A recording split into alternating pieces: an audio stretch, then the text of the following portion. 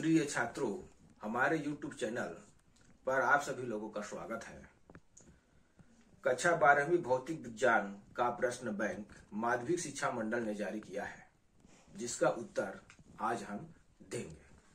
ठीक है, अब आप लोग मोबाइल के डेस्कटॉप पर चलें। प्रिय बच्चों, हमारे YouTube चैनल में आप सभी लोगों का स्वागत है।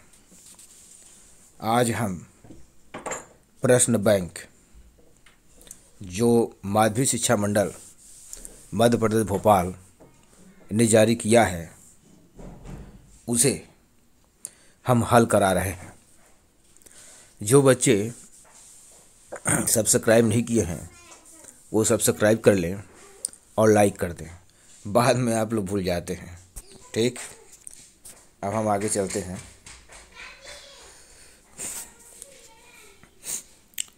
पहला प्रश्न है, ये हम यूनिट 8 का स्टार्ट आज कर रहे हैं और यूनिट 8 इसके बाद 7 इस टाइप के करेंगे। ठीक है ना। पहला प्रश्न है रिक्त स्थान की पूर्ति। इसमें जो निर्धारित अंक है इस पार्ट में 9 अंक है और वस्तुनिष्ठ प्रश्न है 3, अति लघु उत्तरी प्रश्न 2 और एक लघु उत्तरी प्रश्न 4 अंक का है। तो इसमें देखिए, पहला प्रश्न है अशुद्धियाँ रहित चालक को अर्धचालक कहते हैं। तो ये निज अर्धचालक होता है। ठीक है ना, निज अर्धचालक यानी स्वयं में होता है। ठीक है, निज। और दूसरा है निज अर्धचालक में पंच संयोजी परमाणु का अपमिश्रण करके n प्रकार के अर्धचालक प्राप्त किए जाते हैं। ये दूसरे वाले में हम चर्चा कर रहे हैं कि जब भी हम अर्धचालक बनाते हैं, जैसे शुद्ध जर्मेनियम क्रिस्टल में जब हम पंच संयोजी, जिसके बाहरी कक्ष में 5 इलेक्ट्रॉन होते हैं, उसको जब हम मिलाते हैं तो 1 इलेक्ट्रॉन शेष बचता है, जिसे हम n प्रकार के अर्धचालक कहते हैं। तीसरा है जेनर डायोड क्षेत्र में चलित होता है। तो जेनर डायोड जो भंजन होता है, जैसे अग्र अवनति पश्च अवनति जो हम आरेख बनाते हैं उसमें भंजन रहता है, तो इसको आप याद कर लेंगे, भंजन। चौथा नंबर है नंड गेट में नाट गेट के साथ गेट होता है। तो नंड गेट यानी एंड गेट के आगे, यानी and gate plus not gate, तो ये हो जाता है नंड गेट। ठीक है ना। जैसे 5वां नंबर, सभी गेट बाइनरी संख्याओं पर आधारित है। बाइनरी संख्या जैसे 0 1। ठीक है ना।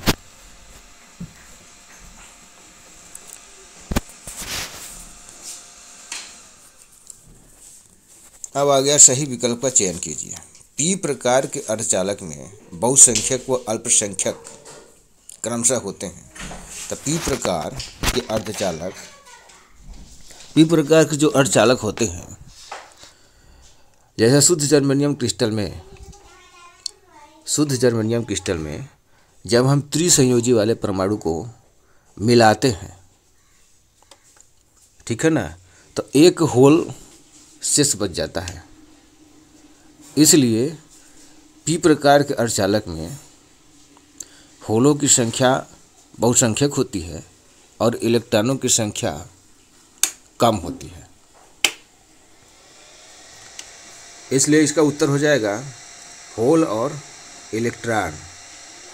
दूसरा है अर्धचालक की ताप बढ़ाने पर इनकी चालकता। देखिए, अर्धचालक की ताप बढ़ाने पर अर्धचालक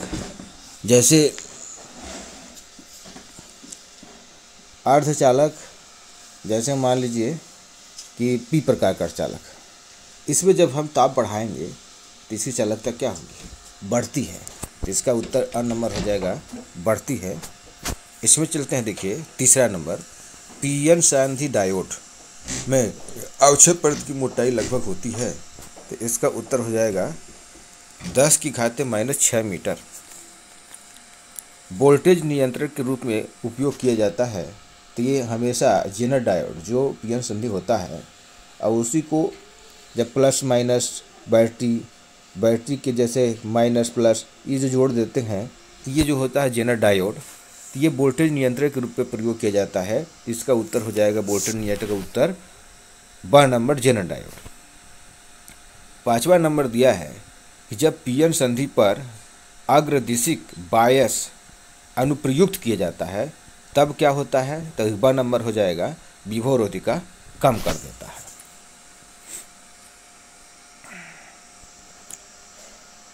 अब एक वाक्य में उत्तर देना है, ठीक है ना। पहला नंबर है कि 0 डिग्री के ताप पर निज अर्धचालक किस प्रकार से व्यवहार करता है, तो 0 डिग्री ताप यानी -273 डिग्री सेंटीग्रेड। तो इसमें क्या है, यह पूर्ण कुचालक हो जाएगा। तो एक वाक्य में उत्तर आपको देना है, इसका उत्तर क्या हो जाएगा, पूर्ण कुचालक। दूसरा नंबर में चलिए, n प्रकार के अर्धचालक में बहुसंख्यक व अल्पसंख्यक वाहक बताइए। तो इसमें n प्रकार में अभी पहले प्रश्न में p प्रकार में चर्चा किए थे, अब इसमें हम n प्रकार में चर्चा करेंगे। जैसे शुद्ध जर्मेनियम क्रिस्टल में जब हम 5 संयोजी वाले परमाणु मिलाते हैं तो इलेक्ट्रॉनों की संख्या अधिक हो जाएगी। तो इसमें बहुसंख्यक क्या होगा, इलेक्ट्रॉन होगा, और अल्पसंख्यक क्या होगा, होल। तो इसका उत्तर क्या होगा, इलेक्ट्रॉन व होल।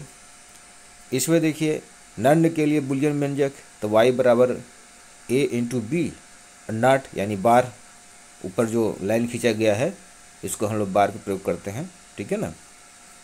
एलईडी क्या है, चौथा नंबर, एलईडी यह प्रकाश उत्सर्जक डायोड है। इसको अंग्रेजी में बोलते हैं लाइट इमिटिंग डायोड। 5वां नंबर में चलिए, दृष्टिकारी का कार्य कौन सी अर्धक चालक युक्त करती है, तो दृष्टिकारी यह क्या करता है, एसी से डीसी में परिवर्तन करता है। तो इसमें अर्धचालक युक्त ये इसको पीएन संधि डायोड कार्य करता है, जिसका उत्तर क्या हो जाएगा, पीएन संधि। पीएन संधि में पीएन संधि डायोड, पीएन संधि में कहा का प्रयोग करते हैं, जैसे पी प्रकार में तो शुद्ध जर्मेनियम क्रिस्टल, ठीक है ना। तो इसका उत्तर क्या हो जाएगा, पीएन संधि डायोड, ठीक है।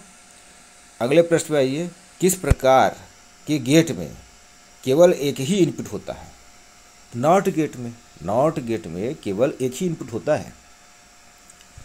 और 7वां नंबर है, किस प्रकार की अभिनति में अर्धचालक डायोड का प्रतिरोध बहुत अधिक होता है, तो इसका उत्तर है पश्च अभिनति। 8वां नंबर है, एलईडी निर्माण के लिए प्रयुक्त अर्धचालकों में बैंड अंतराल कम से कम कितना होना चाहिए, तो इसका उत्तर है कम से कम ऊर्जा अंतराल जो होता है 1.8 ईबी होना चाहिए, उससे कम नहीं होना चाहिए। अगला प्रश्न है, अब 2 नंबर का है अति लघुत्तरी प्रश्न। इसमें आ जाइए, पहला नंबर है सार्वत्रिक गेट कौन कौन से हैं, तो नंड गेट और नॉर गेट। ये नंड गेट और नॉर गेट सार्वत्रिक गेट हैं, ठीक है। और ये दूसरा नंबर है, एन और पी प्रकार के अर्धचालक में अंतर स्पष्ट कीजिए। तो यहाँ पे जो है इसको आप लोग को लिखना पड़ेगा। एन प्रकार के अर्धचालक में आप इसकी परिभाषा पहले नंबर में दे सकते हैं कि शुद्ध जर्मेनियम क्रिस्टल में जब 5 संयोजी वाले परमाणुओं को हम मिलाते हैं तो एन प्रकार के अर्धचालक बनता है। अब पी प्रकार के अर्धचालक के साइड में चलिए, जब शुद्ध जर्मेनियम क्रिस्टल में हम त्रिसंयोजी वाले परमाणुओं को मिलाते हैं तो पी प्रकार के अर्धचालक बनते हैं। अब एन प्रकार के अर्धचालक के साइड में आप जाइए और उसमें यह लिख दीजिए कि इसमें बहुसंख्यक इलेक्ट्रॉन वाहक होते हैं। अब पी प्रकार के अर्धचालक के साइड में जाइए, इसमें लिख दीजिए इसमें बहुसंख्यक आवेश वाहक होल होते हैं। तो 2 नंबर का है, आपको दो लाइन का बनाना है। तीसरा नंबर, ठोसों में ऊर्जा बैंड कितने प्रकार के होते हैं, या 3 प्रकार के होते हैं, चालक, विद्युत रोधी, ठीक है ना, चालक, कुचालक और अर्धचालक। आप ऐसे भी लिख सकते हैं इसको, ठीक। फोटो डायोड किसे कहते हैं, ये चौथा नंबर का है। तो यह प्रकाश संवेदी अर्धचालक पदार्थ से बना होता है, ठीक है ना।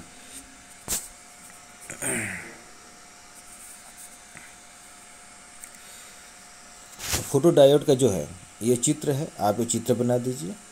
फोटो डायोड को हमेशा पश्च वास पास पर रखा जाता है। अब फोटो डायोड का यहीं पे हम परिभाषा टाइप का लिख दिया है कि यह प्रकाश संवेदी अर्धचालक पदार्थ से बना होता है। अब अगला नंबर है सौर सेल किसे कहते हैं? तो यह एक पीएन संधि डायोड है जो सूर्य प्रकाश से प्राप्त ऊर्जा को विद्युत ऊर्जा में रूपांतरित कर देता है। तो ये हो गया आपका। अब अगले नंबर में चलेंगे हम जो कि नॉट गेट का प्रतीक तथा सत्ता सारणी। नॉट गेट का यहीं बनाया गया है, लेकिन नॉट गेट और आर गेट एंड गेट को ऐसे नोट्स में हम दर्शाए हैं, इसको आप देख लेंगे। देखिए और नॉट गेट यहाँ है, एक टर्मिनल दिख रहा है और ये वाई बराबर, ठीक ना। इसमें देखिए इनपुट में 0 और 1, तो आउटपुट क्या है 1 और 0। इस पर आगे चलते हैं हम आर गेट के बारे में। देखिए OR gate, AND gate, NOT gate. OR gate में यदि दोनों इनपुट में से यदि कोई सिग्नल ऑन अवस्था यानी 1 में होता है तो निर्गत सिग्नल 1 अवस्था में ही होता है। और गेट का यह सिंबल है, इसका बुलियन व्यंजक है y बराबर a प्लस वी। इसका सत्यता सारणी देखिए,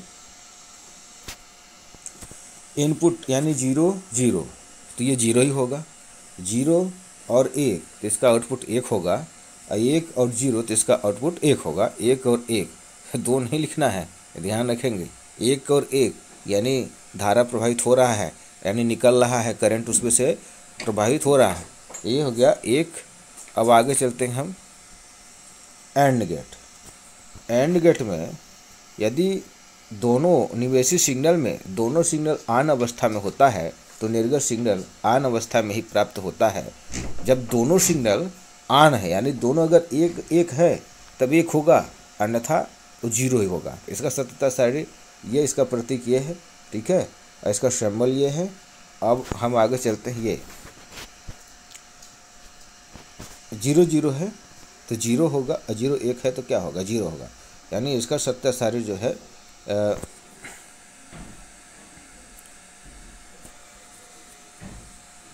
नॉट गेट में देखिए, नॉट गेट का प्रतीक ये है 0 और 1, इन पर भी 0 होगा तो क्या होगा 1, ठीक है ना। नॉट गेट में क्या कह रहा है कि यदि निवेशी सिग्नल ऑफ अवस्था में है या 0 में है तो निर्गत सिग्नल क्या होगा ऑन अवस्था प्राप्त होता है। इसे हम नॉट गेट कहते हैं। यानी a का मान अगर 0 है तो y का मान क्या होगा 1, यदि a का मान 1 है तो y का मान क्या होगा 0। इसकी सत्यता सारणी यहाँ बना हुआ है, ठीक है। अब आगे चलते हैं, ऊर्जा बैंड आरेख खींचकर चालक, कुचालक तथा अर्धचालक में अंतर स्पष्ट कीजिए। ये जो प्रश्न है आपका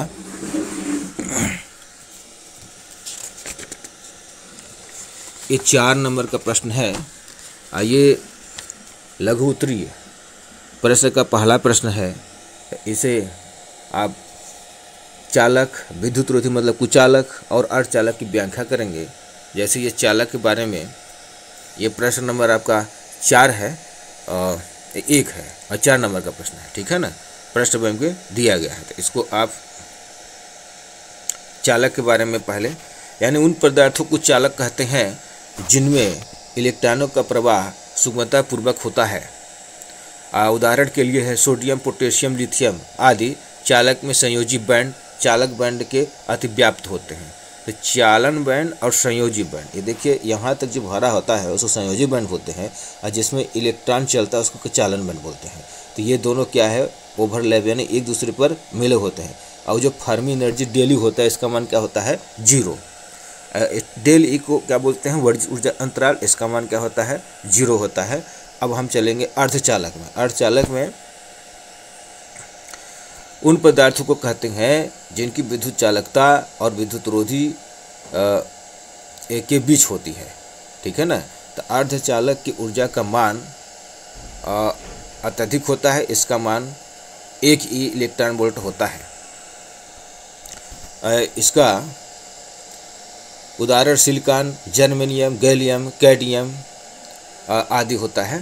तो ये देखिए संयोजी बैंड है और ये चालन बैंड, इसके बीच में जो ये गैपिंग दिख रहा है इसको फर्मी ऊर्जा अंतराल कहते हैं। इसका मान कितना होता है? 1 इलेक्ट्रॉन वोल्ट होता है। अब हम लोग चलेंगे कुचालक या विद्युत रोधी। कुचालक उन पदार्थों को कहते हैं जिनमें से सरलतापूर्वक विद्युत प्रवाह नहीं किया जा सकता, जैसे लकड़ी, चाय। देखिए ये चालन बैंड सबसे ऊपर है और संयोजी बैंड सबसे नीचे है। इसमें वर्जित ऊर्जा अंतराल का मान 3 इलेक्ट्रॉन वोल्ट से अधिक होता है। अब ये प्रश्न नंबर 2 आ जाएगा, ठीक है ना। प्रश्न नंबर जो 2 है, ये प्रश्न नंबर 2 4 अंक का है। इसे प्रश्न है दूसरा का कि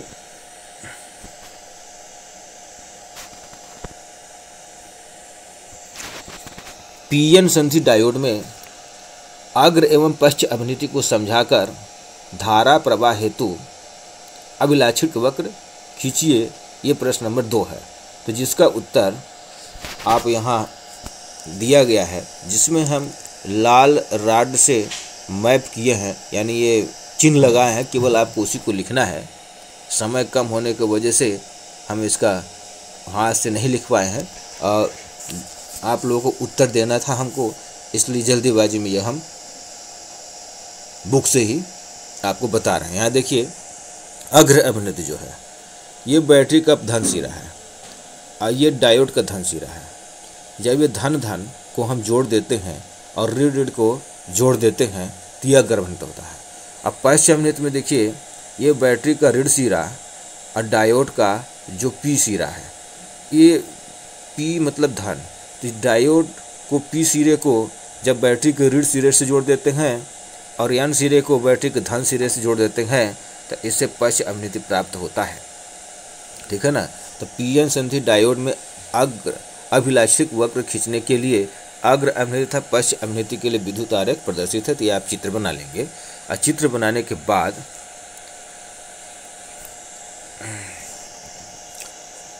अग्र अभिनीति में एक अल्प वोल्टेज बैटरी बी को परिवर्ती प्रतिरोध आरएच की सहायता से विभव विभाजक बनाकर संधि डायोड के सिरे पर विभव इस प्रकार लगाया जाता है कि पी सिरा बैटरी के धन सिरे से तथा एन सिरा बैटरी के ऋण सिरे से जुड़े। आप हो सके तो इतने लिखें, ठीक है ना। और डायोड पर आरोपित विभवांतर वोल्टमीटर भी द्वारा पढ़ा जा सकता है। इसमें मिली एमीटर EMA से पढ़ी जा सकती है। अब प्रतिरोध RH, इसे परिवर्ती प्रतिरोध कहते हैं। RH की सहायता से अग्र वोल्टेज को धीरे धीरे बढ़ाते जाते हैं तथा उसके संगत धारा पढ़ते जाते हैं। तत्पश्चात धारा को Y अक्ष पर तथा वोल्टेज को X अक्ष पर लेकर एक ग्राफ खींचते हैं, जिसे अग्र अभिनीति में अभिलाषिक वक्र कहते हैं। ठीक, अब हम नीचे चलेंगे, पश्च अभिनीति में चलते हैं। बैटरी बी के टर्मिनल आपस में बदल दिए जाते हैं। अब पी सिरा बैटरी के ऋणात्मक सिरे से तथा एन सिरा बैटरी के धनात्मक सिरे से जुड़ जाता है तथा मिली अमीटर EMA को माइक्रो अमीटर में प्रतिस्थापित कर देते हैं। तो इस अभिनीति में धारा बहुत अल्प होती है, क्योंकि इस अभिनीति में संधि का प्रतिरोध बहुत उच्च होता है। अतः यह धारा वोल्टेज पर निर्भर नहीं करती है। ठीक, तो उच्च पश्च वोल्टेज पर चित्र की भांति बी पर भंजन हो जाता है तथा धारा एकदम से तेजी से बढ़ जाती है। ये आपको चित्र बनाना है। ये अग्र अभिनीति का है और ये पश्च अभिनीति का है। इसी को आपको बनाने के लिए प्रश्न में बोला है।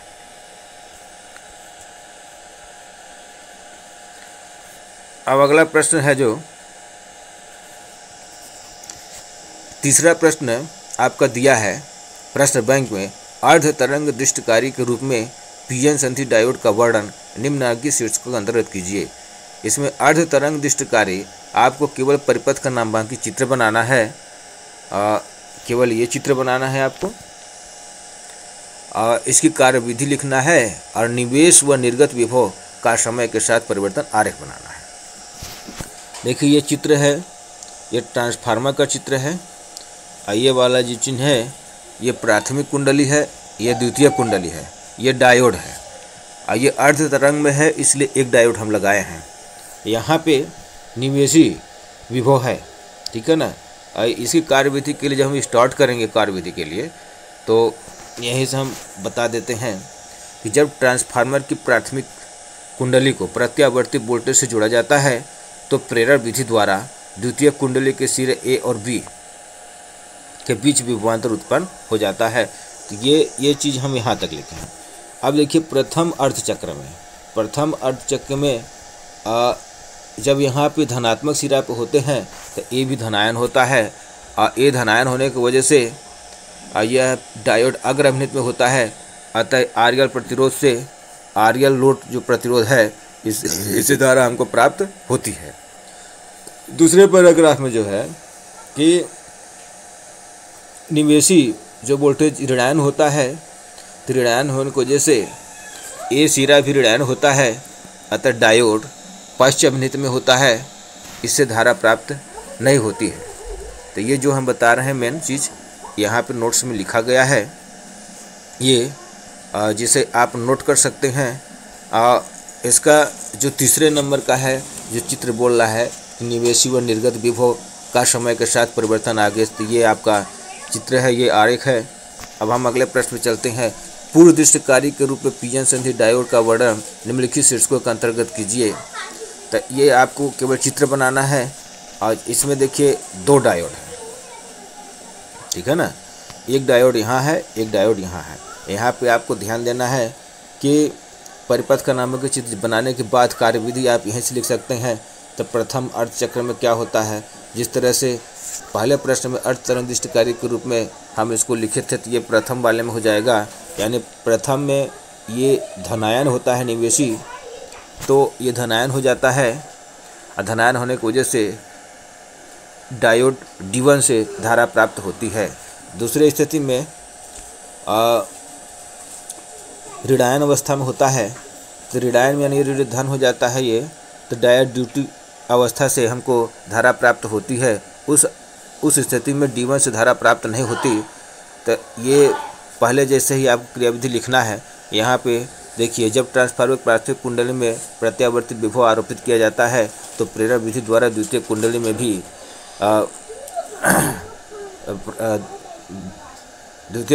भी प्रेरण विधि द्वारा धारा प्रभावित हो जाती है। प्रथम अर्धचक्र में द्वितीय कुंडली का सिरा ए धनायन विभव पर और बी ऋणायन विभव पर होता है।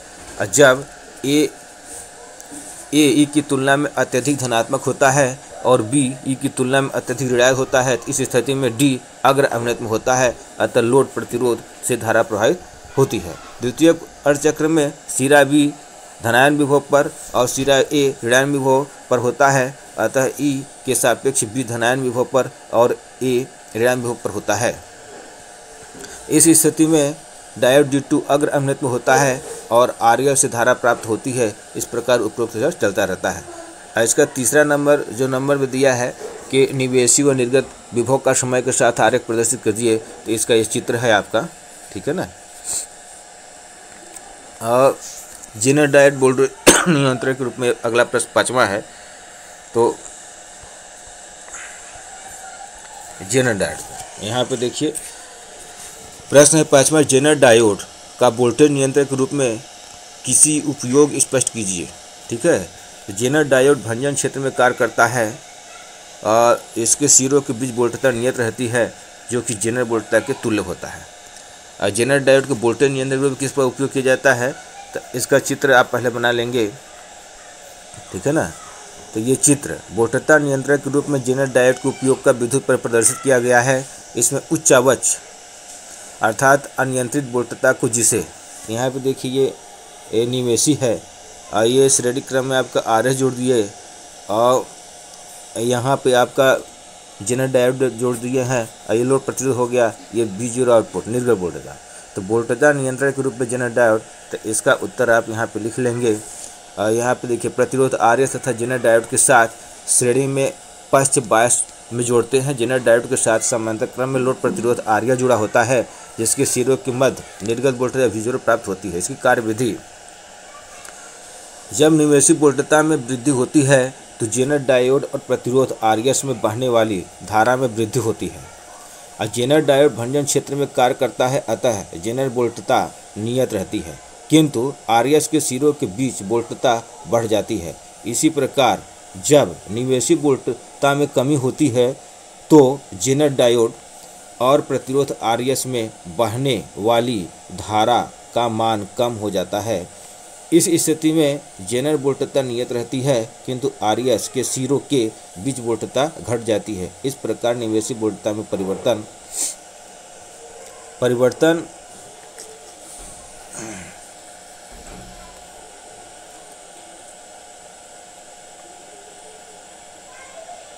परिवर्तन होने के कारण प्रतिरोध आरएस के सिरों पर वोल्टता में तदनुरूपी परिवर्तन होते रहता है और जेनर वोल्टता नियत बनी रहती है। स्पष्ट है कि जेनर डायोड एक वोल्टता नियंत्रक की तरह कार्य करता है।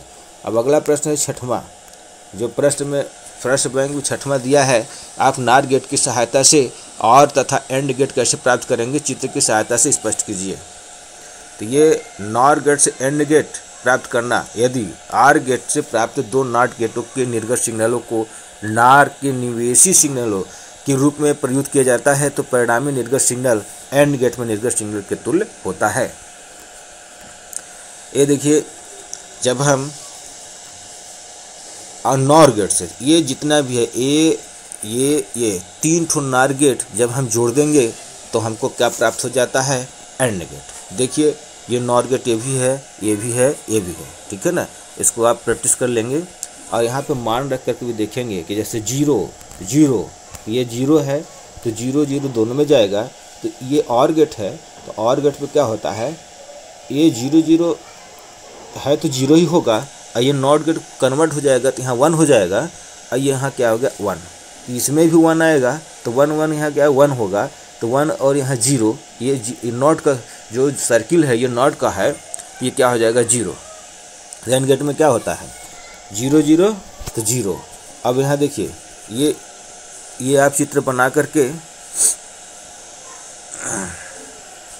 यहाँ सततता सारणी में देखिए, ये पहले नंबर में 0 0 है तो ये क्या प्राप्त हुआ 0, और 0 1 तो एंड गेट में क्या होता है 0 ही होता है, तो यहाँ 0 प्राप्त हुआ, और 1 0 तो 0, ठीक, 1 1 तो 1। और ये नॉर गेट से और गेट प्राप्त करना है, इसी में प्रश्न है। यदि नॉर गेट के निर्गत सिग्नल को एक निवेशित सिग्नल के रूप में दूसरे नॉर गेट से संयोजित कर दिया जाता है तो परिणामी निर्गत सिग्नल क्या प्राप्त होता है, आर गेट प्राप्त होता है। तो ये देखिए, दोनों इनपुट सिरा को कंबाइन कर दिया गया है, और ये भी है आपका नॉर गेट, ये भी है नॉर गेट। दो नॉर गेट का प्रयोग करेंगे तो आपका किस में परिवर्तन हो जाएगा, और गेट में, ठीक है ना। तो ये और गेट का से ये है आपको और गेट का, तो 0 1 1 1 ये आपको आना चाहिए, और इनपुट आपका ये होना चाहिए, क्रम नहीं चेंज होना चाहिए। अगर क्रम चेंज कर देंगे तो नंबर नहीं मिलेंगे। अब ये 7वां नंबर है, नंड गेट की सहायता से आर तथा एंड गेट कैसे प्राप्त करेंगे, चित्र की सहायता स्पष्ट कीजिए। तो नंड गेट से पहले हम एंड गेट प्राप्त बनाएंगे। यदि नंड गेट से प्राप्त निर्गत सिग्नल को नंड गेट से प्राप्त नॉट गेट के निवेशित सिग्नल के रूप में प्रयुक्त किया जाता है तो परिणामी निर्गत सिग्नल एंड गेट में निर्गत सिग्नल के तुल्य होता है। तो ये दो हम नंड गेट प्रयोग करेंगे तो एंड गेट प्राप्त हो जाता है। इसकी सततता सारणी आपका ये है, 0 0 तो 0, और 0 1 तो 0, 1 और 0 तो ये 0, और 1 1 तो क्या होगा 1। नंड गेट से आर गेट प्राप्त करने के लिए यदि नंड गेट से प्राप्त दो नॉट गेटों के निर्गत सिग्नल को नंड गेट के निवेशित सिग्नल के रूप में प्रयुक्त किया जाए तो निर्गत सिग्नल आर गेट प्राप्त होता है। यानी जस्ट उसका उल्टा, हम 3 नंड गेट का प्रयोग करेंगे तो आपको क्या प्राप्त हो जाएगा, आर गेट। इसके सततता सारणी, मेन सततता सारणी आपको बनाना है ये वाला और ए और बी, ठीक है ना। इस तरह से ये प्रश्न बैंक कक्षा 12 अध्याय ये जो था यूनिट 8 का अर्धचालक इलेक्ट्रॉनिकी, ये इसका पाठ खत्म हो चुका है। इसको आप लोग सब्सक्राइब करेंगे, लाइक करेंगे तो जिससे हमारा मनोबल बढ़ेगा। हम बहुत जल्दी 2 दिन के अंदर में हम दूसरा पार्ट का प्रश्न बैंक जारी करेंगे। धन्यवाद बच्चों।